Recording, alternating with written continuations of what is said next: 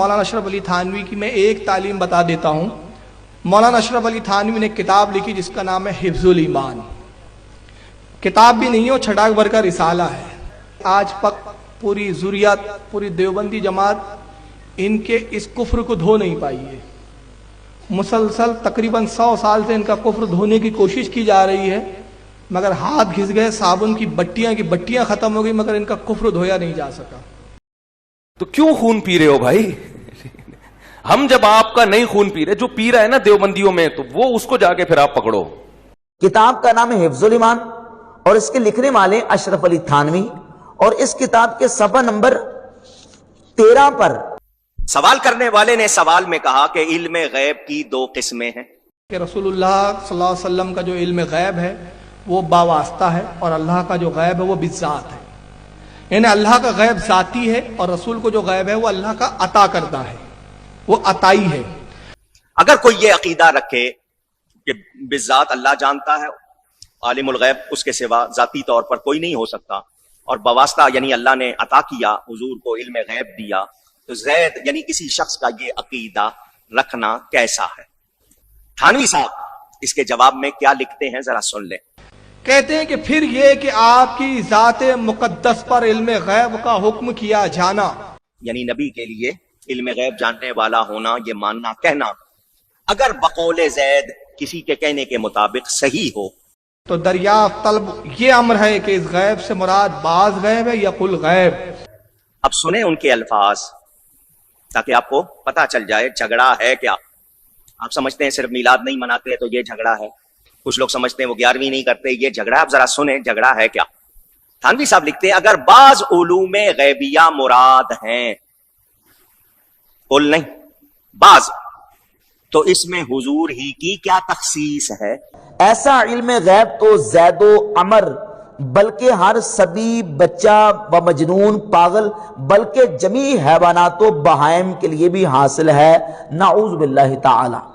اس کا اردو ترجمہ سن لیں کہ ایسا علم تو ہر نتھو پھتو، ہر بچے اور پاگل، بلکہ تمام جانوروں اور چوپایوں کو بھی ہے.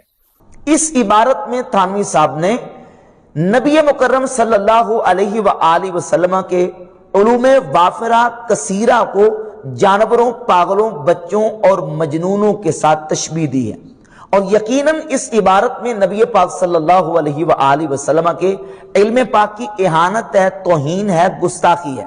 اس عبارت پر اعلی حضرت فاضل بریلوی نے کفر کا فتویٰ دیا تھا. اور میں علا وجہ بصیرت کہہ رہا ہوں، اس پلانٹ ارتھ پہ اتنا شرک احمد بریلوی یا دیوبند کے بزرگوں نے نہیں پھیلایا، جو مفتی احمد یار خان نعیمی صاحب نے جال حق لکھ کے ان سارے فرسودہ عقائد کا یعنی آف دا وے جا کے دفاع کیا. او بھائی پھر انجینئر آ گیا. حتیٰ کہ وہ جال حق میں غیر اللہ سے مدد مانگنے کی دلیل میں سورہ بقرہ کی آیات لے آئے کہ اے نبی، یعنی یہ ان کو فرما دو کہ اگر تمہیں شک ہے نا اس کتاب کے بارے میں تو بلا لو اللہ کے سوا جتنی ہستی ہیں ان کو، اس طرح کی کتاب کوئی بنا کے بتائے.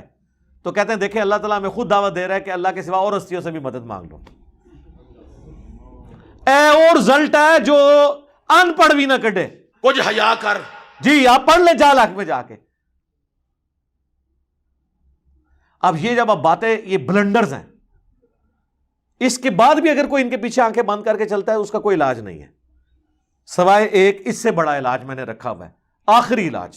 وہ میرے پاس جو یکا ہوتا ہے کہ میں کسی بزرگ کی گستاخی ثابت کر دوں، وہ میں نے کر دی. اسی جال حق میں انہوں نے جو نور اور بشر کی بحث ہے نا، اس میں ان سے ایک بلنڈر ہو گیا اور وہ ہم نے پکڑ لیا.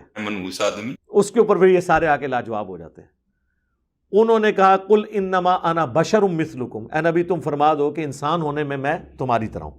ظاہر مرتبے میں تو ہم بھی نہیں کہتے، آپ جیسا مرتبہ کسی کا ہو نہیں سکتا. ٹھیک ہے جی، ہماری آنکھیں تو ادھر تک نہیں دیکھ سکتی. بخاری مسلم ہے نبی علیہ السلام نے جنت بھی دیکھ لی نماز کی حالت میں. بخاری مسلم میں اپنی پیٹھ کے پیچھے بھی دیکھ لیتا ہوں. آپ کے پسینے میں سے بھی بخاری مسلم میں آتا ہے خوشبو آتی تھی. ٹھیک ہے، تو انسان ہونے میں وہ ہماری طرح تھے، مرتبے کی تو بات ہی نہیں ہو رہی.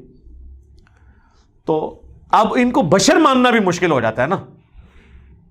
تو انہوں نے اس بحث میں کہا کہ اس آیت کا صرف مقصد یہ ہے کہ اتنا بتایا جائے کہ تم لوگ اے انسانوں مجھ سے مانوس ہو جاؤ کہ میں انسان ہوں، تم مجھے یقین کر لو، لیکن اندروں میں انسان کوئی نہیں، اندروں میں نور ہاں، میں انسانی شکل میں آؤں تاکہ تم مجھ سے مانوس ہو جاؤ کہ ایک انسان دوسرے انسان کی بات صحیح طریقے سے سن لیتا ہے۔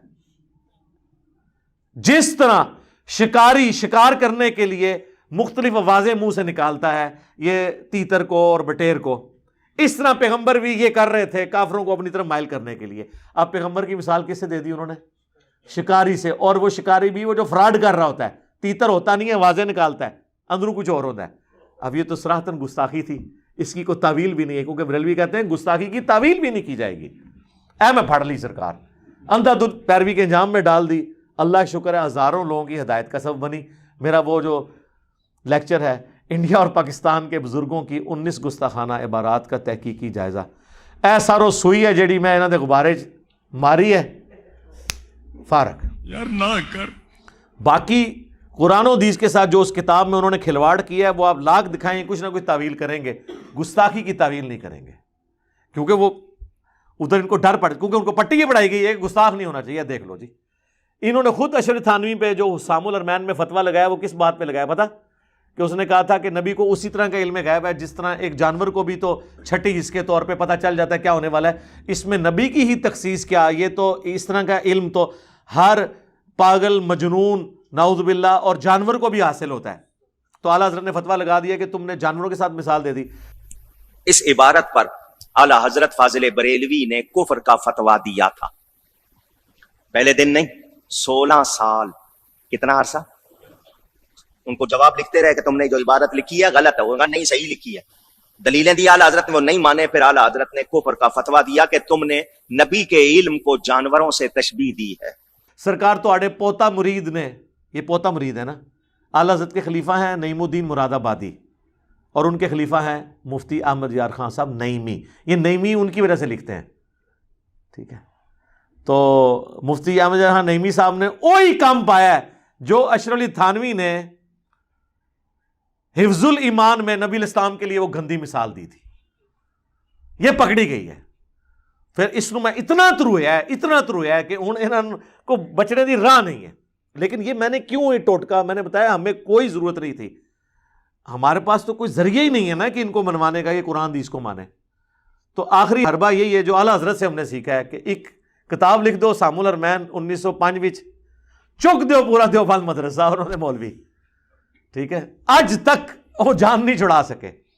تو جو اسی کام پایا ہے نا اللہ کے فضل سرکار، یہ وہ مدنی وائرس ہے جو قیامت تک نہیں اب ختم ہونے والا۔ ہاں انشاءاللہ نہ یہ کوئی ویکسین ہے، ہاں یہ کوئی ویکسین بھی نہیں ہے، یہ وہ مدنی وائرس ہے، کیونکہ یہ تھوڑے کو ہی وسیلے ہے طریقہ۔ اگر آپ اس کا علاج کرنے کی کوشش کریں گے تو پہلے آپ حسام الرحمن کو غلط کہیں گے، وہ آپ کہہ نہیں سکتے، ٹھیک ہے؟ تو یہ اللہ کا شکر ہے یہ ہمیں مجبوراً کرنا پڑا۔